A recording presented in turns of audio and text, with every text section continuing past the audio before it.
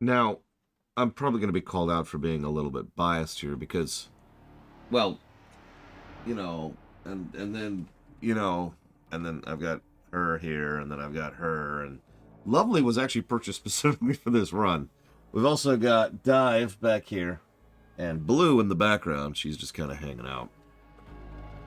But what can I say? I like me some sharks. Have since I was young. This is a weirdly good game. Like a weirdly good game. Now, I'm going to say the bad part first. The DLC sucks.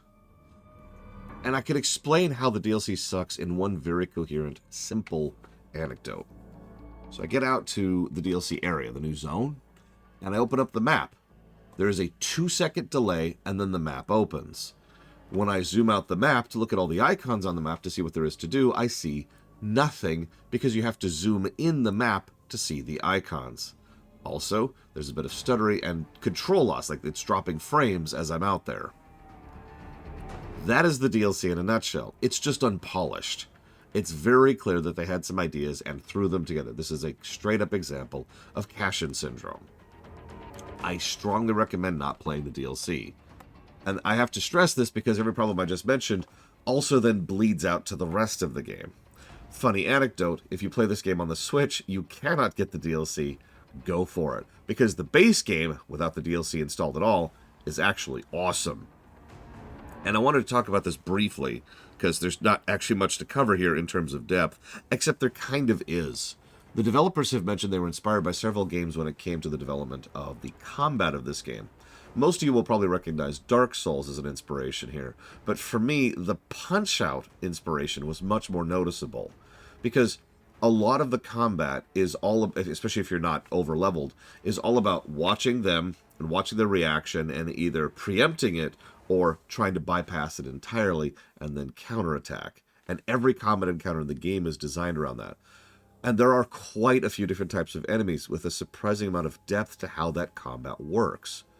It it was an anecdote I gave on stream, but it is true that it is weirdly bizarre that the game with the greater depth to its gameplay is the game where you play a shark and eat people instead of the tactical turn-based game, the turn-based tactical game we just played, which is Wargroove. But it's true. There is a surprising amount of depth to the gameplay.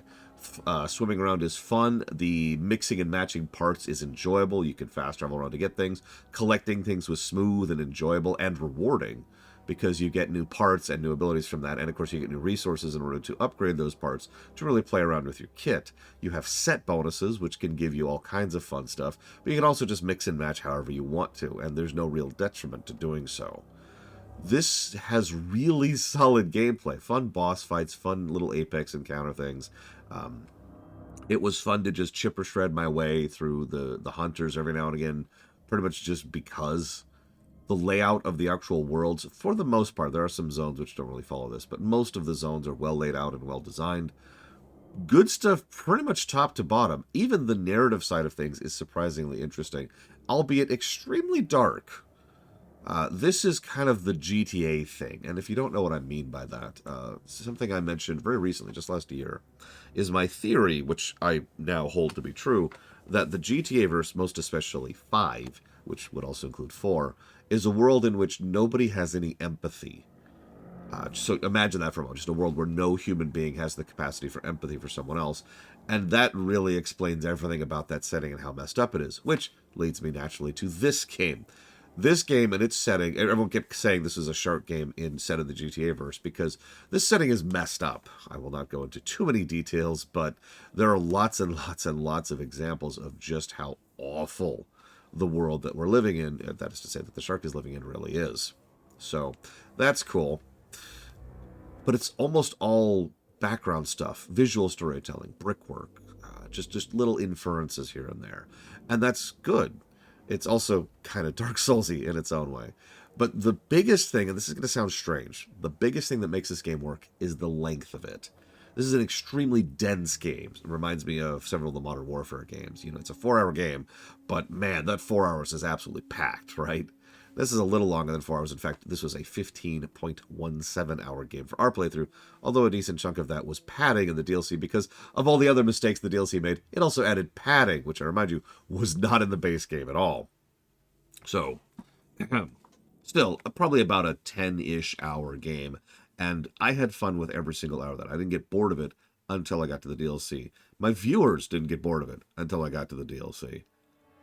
I'd say that's a pretty solid recommendation.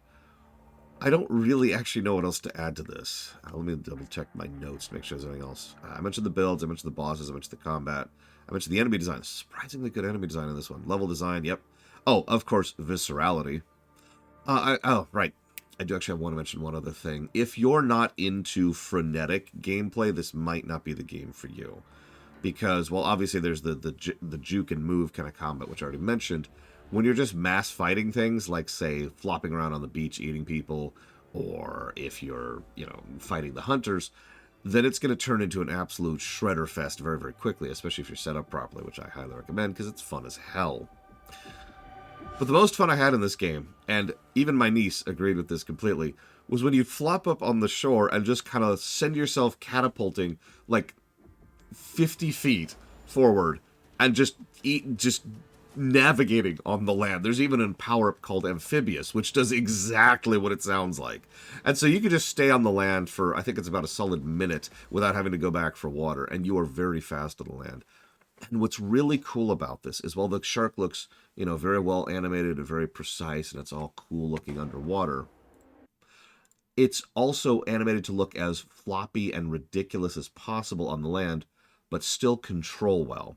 One of the most common questions I got during the course of the game was, does this game still control? It doesn't look like it controls well. To which my answer is, yeah, no, I felt completely in control of the game the entire time.